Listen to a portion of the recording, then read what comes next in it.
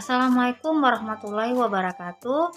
Perkenalkan, nama saya Vinky Daalua dari kelas PAI 5A, Fakultas Ilmu Tarbiyah dan Keguruan, IAIN Sultan Amai Gorontalo. Baiklah, pada video kali ini saya akan membahas materi mengenai implementasi penilaian autentik ranah kognitif pengetahuan pada pembelajaran pendidikan agama Islam dan budi pekerti. Baiklah, langsung saja pada penjelasannya. Baiklah, pada penjelasan yang pertama yaitu ada pengertian penilaian autentik. Penilaian autentik yaitu istilah penilaian yang merupakan sinonim pengukuran, pengujian, atau evaluasi. Sedangkan istilah autentik yakni sinonim dari asli, nyata, valid, atau reliable. Penilaian autentik adalah istilah yang diciptakan untuk menjelaskan berbagai metode penilaian alternatif yang memungkinkan siswa dapat mendemonstrasikan kemampuannya dalam menyelesaikan tugas-tugas dan menyelesaikan masalah, sekaligus mengekspresikan pengetahuan dan ketara penampilannya dengan cara mensimulasikan situasi yang dapat ditemui di dalam dunia nyata di luar lingkungan sekolah. Dalam hal ini adalah simulasi yang dapat mengeksplorasikan presentasi siswa yang ditemui di dalam praktik dunia nyata. Penilaian autentik atau authentic assessment adalah pengukuran yang bermakna secara signifikan atas hasil belajar.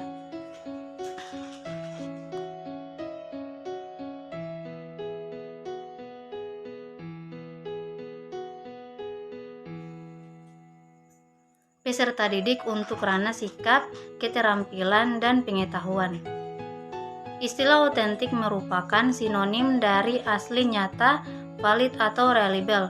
Jadi, penilaian autentik adalah proses pengumpulan informasi tentang perkembangan dan pencapaian pembelajaran yang dilakukan oleh peserta didik melalui berbagai teknik yang mampu mengungkapkan, membuktikan, atau menunjukkan secara tepat bahwa tujuan tersebut atau tujuan pembelajaran telah benar-benar dikuasai dan dicapai.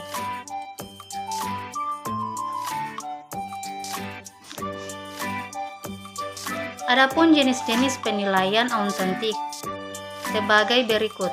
Yang pertama yaitu ada penilaian kinerja. Yang kedua yaitu wawancara lisan, yang ketiga pertanyaan terbuka, yang keempat portofolio, yang kelima proyek. Jadi dapat disimpulkan bahwa penilaian autentik adalah suatu proses evaluasi terhadap hasil belajar dan kinerja peserta didik dalam mengaplikasikan di kehidupan nyata. Hal ini dikarenakan peserta didik ditantang untuk menerapkan pengetahuan dan keterampilan dalam situasi yang nyata.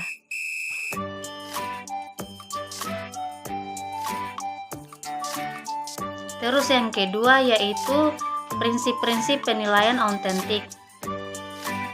Dalam melaksanakan penilaian perlu diperhatikan prinsip-prinsip yang itu yaitu sebagai berikut.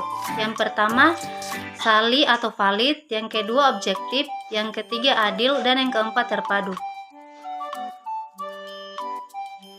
Yang pertama yaitu sahih atau valid, artinya alat ukur sesuai dengan yang hendak diukur.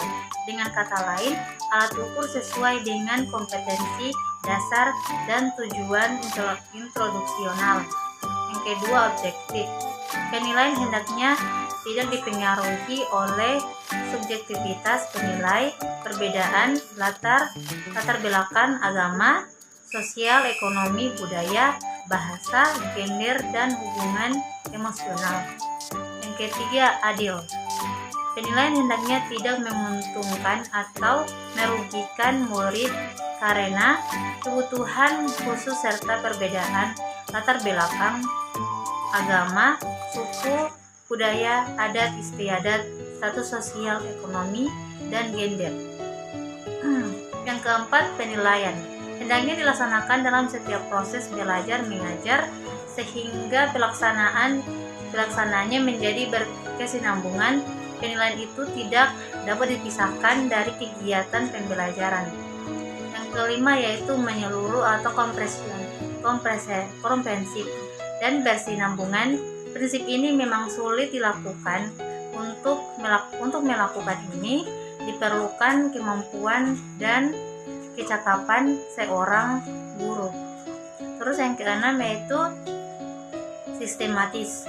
Penilaian dilakukan secara terencana dan bertahap dengan mengikuti langkah-langkah yang baku. Terus yang ketujuh yaitu menggunakan acuan kriteria kompetensi adalah acuan guru di dalam menilai muridnya. Yang ke-8, akuntabel, yang berarti penilaian dapat dipertanggungjawabkan kepada pihak internal sekolah maupun eksternal untuk aspek teknik, prosedur, dan hasilnya. Terus yang ketiga yaitu tujuan penilaian tidak hanya terbatas pada aspek akademik murid,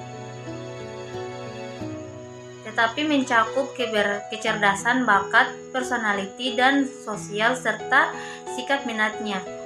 Penilaian itu sendiri memiliki beberapa tujuan, antara lain yaitu yang pertama, mendeskripsikan kecakapan belajar pada siswa sehingga dapat diketahui kelebihan dan kekurangan dalam berbagai bidang studi atau mata pelajaran yang ditempuhnya.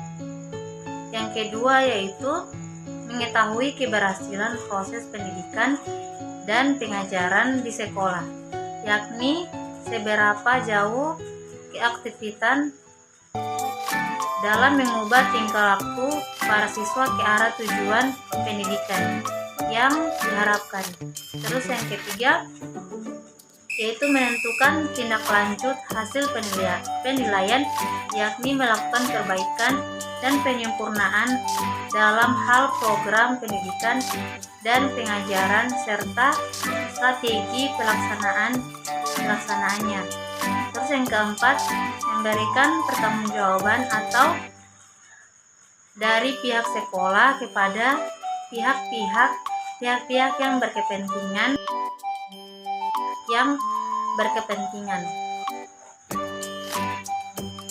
Terus materi yang keempat yaitu implementasi penilaian autentik pada mata pelajaran pendidikan agama Islam dan budi pekerti. Secara etimologis terdapat beberapa istilah pendidikan Islam yang digunakan, diantaranya adalah tarbiyah, ta'lim, dan tadib.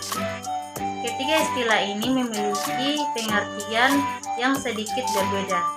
Meskipun dalam berbagai hal, ketiga istilah ini sering digunakan secara bergantian sebagaimana penggunaan istilah pendidikan agama Islam dan pendidikan Islam.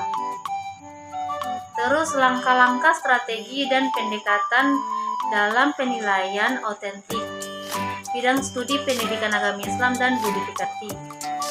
Yang pertama, peserta didik mengamati video atau media pembelajaran yang ditampilkan. Memberikan tanggapan dan isi video atau media belajar. Yang ketiga, ketika peserta didik mengkomunikasikan hasil analisa dari media pembelajaran, guru mulai melaksanakan penilaian pengamatan terhadap hasil analisa yang disampaikan peserta didik. Keempat, guru memberikan checklist pada rubrik penilaian pengamatan yang telah disiapkan untuk menilai setiap indikator yang telah dikuasai masing-masing.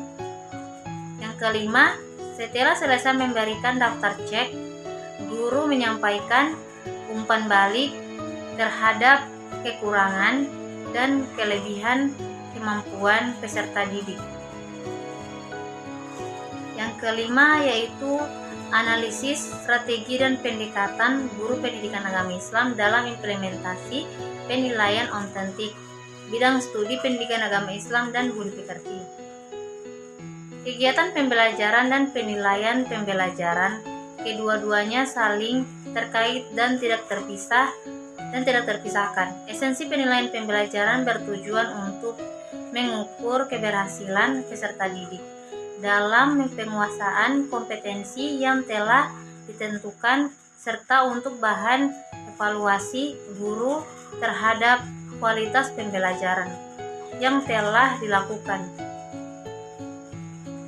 Yang terakhir yaitu ada pembelajaran yang dipadukan dengan teknik penilaian yang akan dilaksanakan, yang terdiri dari yang pertama, perencanaan penilaian untuk aspek sikap spiritual atau KI1 direncanakan dengan jenis dan teknik observasi, penilaian diri, penilaian antar teman, dan penilaian jurnal. Yang kedua, penilaian untuk aspek sikap sosial KI2 telah direncanakan dengan jenis dan teknik observasi, penilaian diri, penilaian antar teman, dan penilaian jurnal. Yang ketiga, perencanaan penilaian untuk aspek pengetahuan atau KI3 telah mencakup teknik penilaian jenis tes tulis, tes lisan, dan penugasan. Yang keempat, perencanaan penilaian untuk aspek keterampilan atau KI4 telah direncanakan dengan penggunaan jenis dan teknik penilaian kinerja dan portofolio. Baiklah, itulah penjelasan yang dapat saya sampaikan pada video kali ini. Lebih dan kurangnya saya mohon maaf. Wassalamualaikum warahmatullahi wabarakatuh.